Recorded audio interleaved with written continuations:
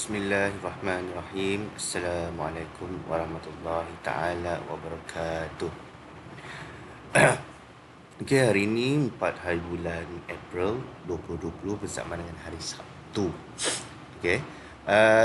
Video kali ini adalah mengenai postmortem untuk analisa mapping CAC JPY di time frame daily, di mana kita mencari potensi re-entry buy setelah berlakunya candle arah kukuh buy.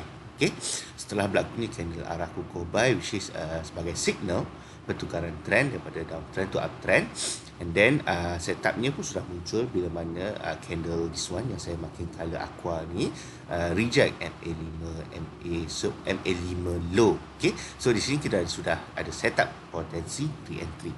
Okay, so kita refresh balik kita punya trading plan pada minggu lepas, di mana di TF pertama, which is TF daily, kita ada potensi re-entry buy. And then kita menunggu di TF kedua H4, kita tunggu arah kukuh buy, ataupun di TF3 Indonesia H1 kita tunggu arah kukuh ataupun momentum buy. Okay. So daripada sini kita dapat lihat bahawa potensi re-entry ini sudah pun terbatal, tuan-tuan ya. Kerana apa? Kerana sudah muncul satu lagi candle, which is candle this one, yang close melebihi MA5 10 low, which is dia buat arah sell, arah kukuh sell yang baru. Okay, so arah kukuh sell ini telah pun membatalkan arah kukuh buy di sini. Okay, tapi tak apa, tapi cuba kita tengok balik. Okay, kita cuba meneliti. Okay, so kita akan based on trading plan, kita akan tunggu di H4 arah kukuh buy. So kita tengok di H4 ada tak signal ataupun arah kukuh buy yang diberi. Okay, so kita lihat di sini ialah di zone aqua ini ialah candle yang close reject MA5 low di daily ya, which is di sini ya, di sini. So kita boleh tandakan this particular candle. Okay, so di H4 kalau kita lihat, okay, inilah pergerakan di daily, di mana candle close and reject MA5 low di daily. So potensi re-entry buy-nya berlaku setelah candle di daily, which is this kotak, parti kotak ni siap ya. Okey, and then kita lihat di sini, kita menunggu. Kalau ikutkan kita punya trading plan, kita tunggu di H4 arah kukuh buy. Kalau tuan-tuan perhatikan di sini, tiada sebarang, okey, tiada sebarang signal arah kukuh buy yang terbentuk, yang terjadi di sini. So maknanya di sini, okey, ini adalah candle daily, mewakili candle daily, which is candle yang reject MA5 low di daily. Okay. And then kita perhatikan tiada sebarang arah kukuh buy. Okay. Tiada sebarang arah kukuh buy. Instead, dia memberi kita setup re-entry sell di H4. Di sini di MA5, MA10 high. Okay. Dan price terus membuat momentum sell, dan dibagi satu lagi re-entry sell di sini. Okay. So di sini adalah barulah terbentuknya arah kukuh buy, dan kemungkinan besar di sini akan memberi kita re-entry buy. Tetapi kalau kita menunggu setup di H4, arah kukuh buy hanya muncul di sini. Okey, hanya muncul di sini. Tetapi di daily kita perlu ingat bahawasanya di daily sudah pun terbentuknya arah kukuh sell. So sebarang arah kukuh buy di H4, kemungkinan besar kita akan kemungkinan besar tidak valid arah kukuh buy di H4. Kemungkinan besar saja. Kemungkinan dia tidak valid kerana kita tahu major trend masih lagi berada dalam keadaan downtrend ya, dalam keadaan downtrend.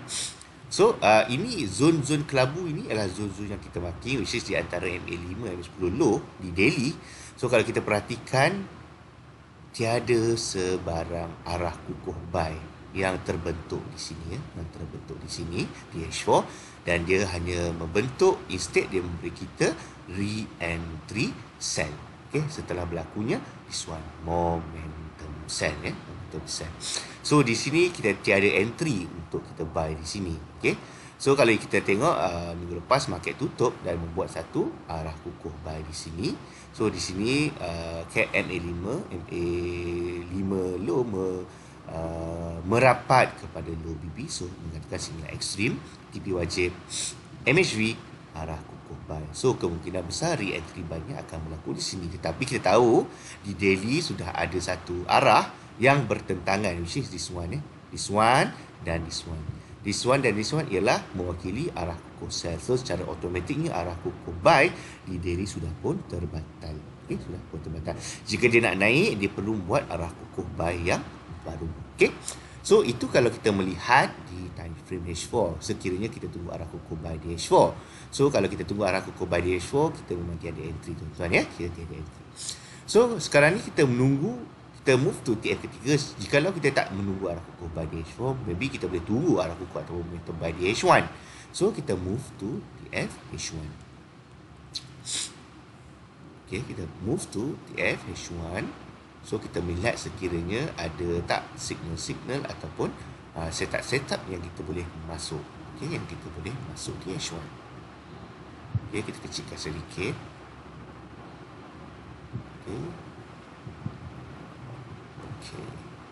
Okay. Kalau kita lihat di sini ialah candle mewakili sebatang candle yang close di daily yang memberi kita signal dan setup re-entry buy di daily setelah berlakunya arah kukuh buy. Tetapi kalau kita melihat di sini kita menunggu peluang-peluang re-entry buy di daily. So kita melihat candle close di sini, candle close, okay, and then ada momentum, tiada sebarang signal ekstrim di sini, ada arah kukuh buy, okay, ada arah kukuh buy, tetapi kita lihat candle ini telah membuat arah kukuh sell yang baru. So secara automatiknya arah kukuh buy di sini terbatal. So kita tiada entry di sini tuan-tuan, kita tiada entry. Selebihnya adalah re-entry sell, arah kukuh sell, re-entry sell, ya. Yeah? And then ada satu lagi re-entry buy di sini. Arah kukuh buy di sini. So kita melihat arah kukuh buy di sini. So adakah dia memberi kita peluang-peluang entry buy? Okay, so ada satu candle this one reject at 510. So di sini ada potensi re-entry buy, tetapi dia hanya memberi kita dalam tiada sebarang momentum yang berjaya dilakukan. So nampak seperti dia reject top PB. So kalau kita entry di sini pun setelah candle ini close, kita kena close kita punya position sebab tiada sebarang momentum, tiada sebarang momentum. So kat sini pun kita hanya dapat dalam 30 pips ya. And then muncul sebatang candle which is membuat arah kukuh sell yang baru. So secara automatiknya arah kukuh buy ini sudah pun terbatal. Okay, so this one arah kukuh sell dan tom candle membuat momentum sell ya. Okay, so bila ada momentum sell, kebarangkalian kita untuk mencari potensi re-entry buy sebenarnya sudah pun tiada di H1 ni. Dan apa? Kerana bila tengok price naik buat re-entry sell, sini ada arah kukuh buy tetapi tidak mampu untuk break top BB, ya, tidak mampu untuk memberi top BB, dan price reverse semula ya. And then price reverse semula dan seterusnya membuat momentum sell kali kedua.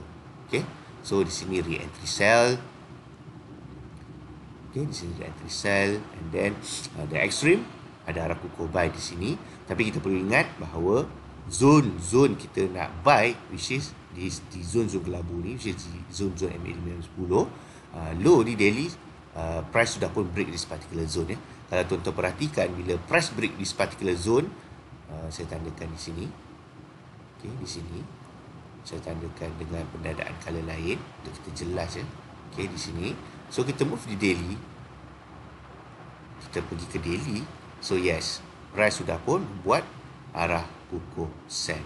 Okay, so secara automatiknya arah kukuh buy ni terbatal. So kita hanya akan concentrate untuk mencari setup sell sahaja selepas ini. Kerana apa? Kerana signal terbaru di daily memberitahu kita bahawa sudah munculnya arah kukuh sell. So kemungkinan akan berlakunya re-entry sell seterusnya untuk follow major trend. Kemungkinan saja ya, kemungkinan. So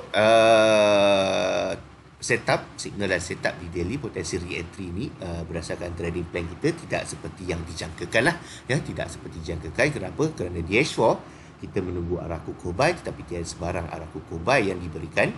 Instead di H4 dia melakukan momentum sell ya, momentum sell ya, momentum sell. And then kalau kita tunggu di H1, kita menunggu arah kukuh buy, kita maybe ada sedikit potensi untuk kita melakukan re-entry buy which is di sini. Tapi